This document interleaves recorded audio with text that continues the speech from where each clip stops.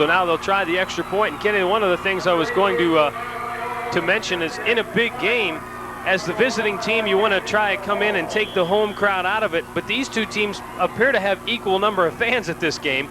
And really up to that point right there, the crowd has not been a factor. Neither crowd had really gotten into the game yet. We'll see now if this elevates the Berea fans to another level. Todd Jones attempts the extra point, and he pooches it right through. So the Bravos lead it 7-0. The Bravos? let me bring something up here, Matt. The big play was by Potts there on the interception, and then they capitalized on that with the run by Britton. But we look back at taking the timeouts to get good field position on offense. Well, they didn't do anything when they had the ball on offense, but still, that forced Midpark to start deep out of their own end, and they came up with a big defensive play. And anytime you only have to go 1 yard in a drive to get a touchdown, you're going to be successful. I would bet 9.5 times out of 10. I guess you could say in a roundabout way the strategy, yes indeed, did pay off. So Midpark finds themselves down 7 with 8:28 to play in the first half. And you have to wonder now, what will this do to the confidence of the sophomore Gardner? His first pass of the game is picked off and run back to the 1 yard line. So we'll have to see what type of kid he is when he comes back out here on this next series. I can tell you one thing, it didn't help his confidence a whole lot. Another squib kick down the field. It's going to be picked up by Steve Miner across the 35 to the 36-yard line, and he is stopped there. And we've got more dirty laundry on the sideline.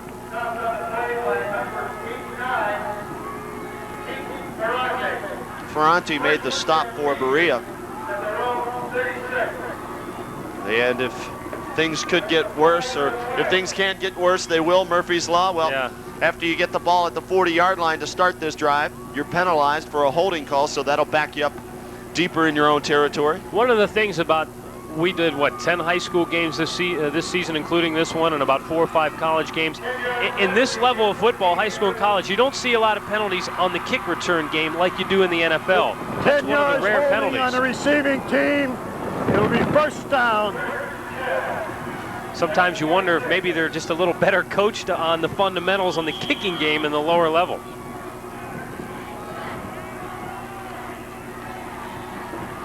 And Dave Slyman finds the going tough against that front 7 of Berea.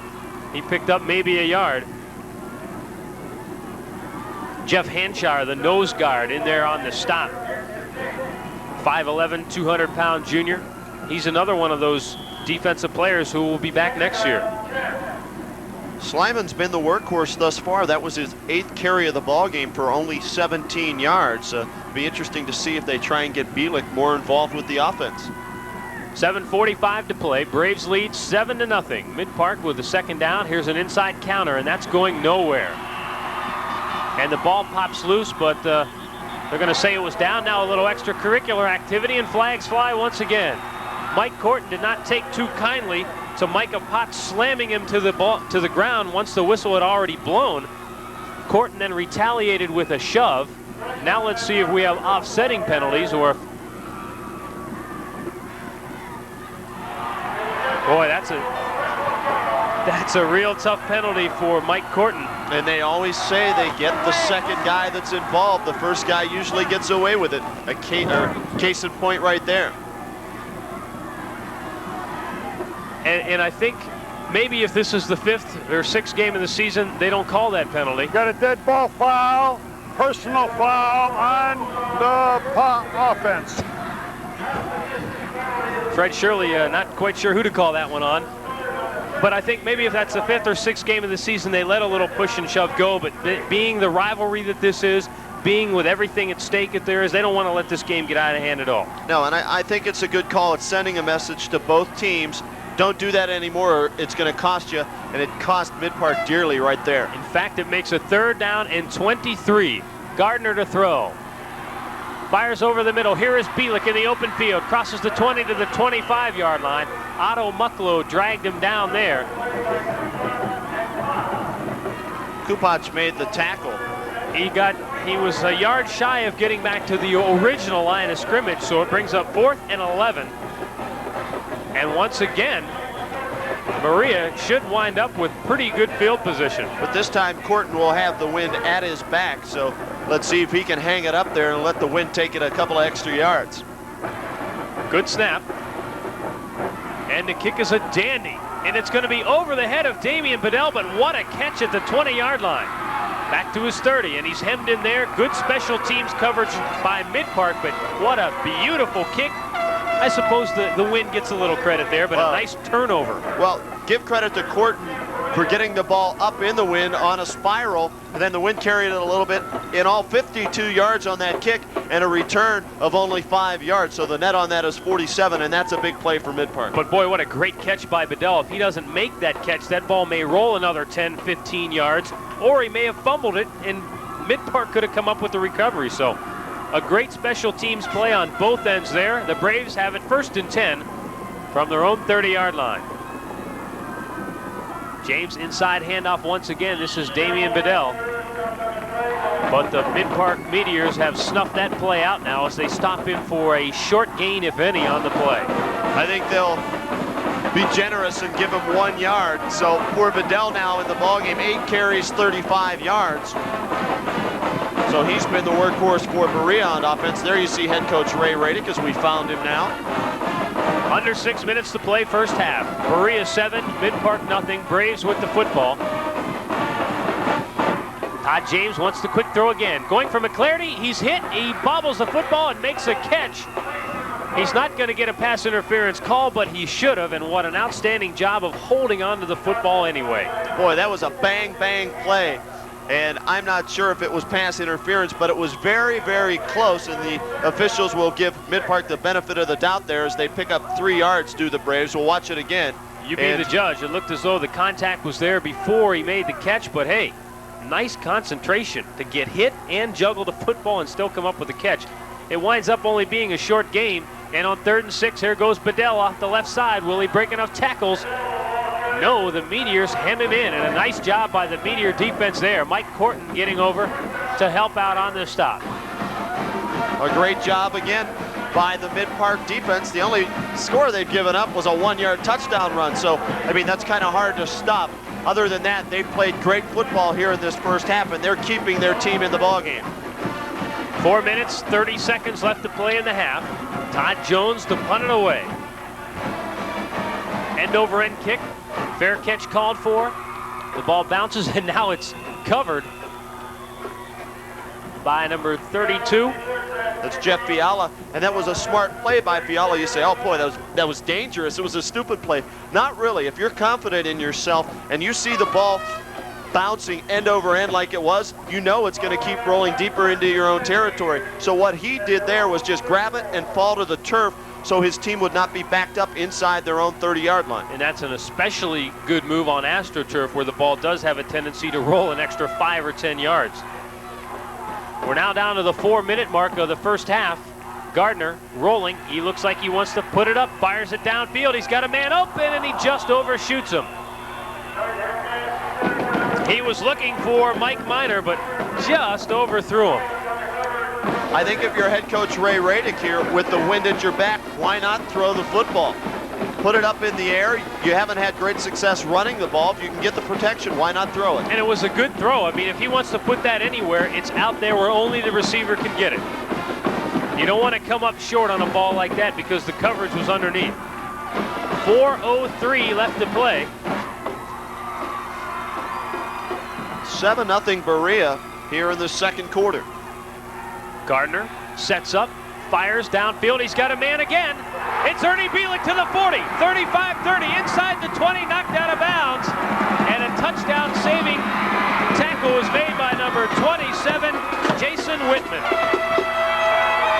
46-yard pickup, and I guess you could call that sort of a Hail Mary because Gardner threw it up there, but the thing he knew is that Bielik would be in that vicinity. As you'll watch it here, the ball hung up quite a bit. But Bielik, with his great speed, runs right under it and then takes off down the sideline. DeMond Collins was responsible for the zone to the near side, and he let Bielik run right by him. He was flat-footed, so credit Whitman with doing a nice job of getting over there and knocking him out of bounds. Bielik trying the far side, and he turns the corner. He gets to the, call it, I guess, the 16-yard line where they mark him down. A gain of 4. And now the momentum is shifted back towards Midpark.